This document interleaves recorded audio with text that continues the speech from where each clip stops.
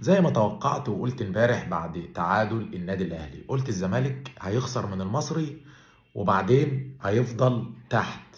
الزمالك مش هيتصدر الدوري، عشان لو الزمالك كان يتصدر الدوري المصري ما كناش هنخلص، يعني احنا ما كناش هنخلص. عايز اقول حاجه بقى، هو الكابتن علي ماهر لو مسك اهلي وزمالك ايه المشكله؟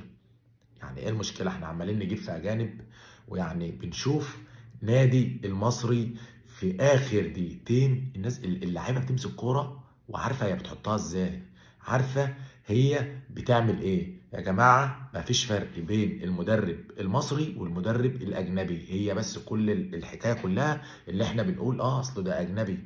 يا عم انت لابس فانلة الزمالك ومعاك جمهور هتلعب، لابس فانلة الاهلي ومعاك جمهور هتلعب. طول عمر الاداره الناجحه واللعيبه الكويسه هي اللي بتصيط المدرب. ادينا شفنا امبارح الاتحاد اتعادل مع النادي الاهلي، وشفنا الزمالك خسر من المصري، والاهلي والزمالك معاهم مدربين اجانب. فما فيش فرق، ما فيش فرق، احنا اللي بنعمل الفرق. احنا اللي مصممين نقول الاجنبي اصل مش عارف ايه، كله في الفيستك. هو الدوري المصري كله كده يا جماعه.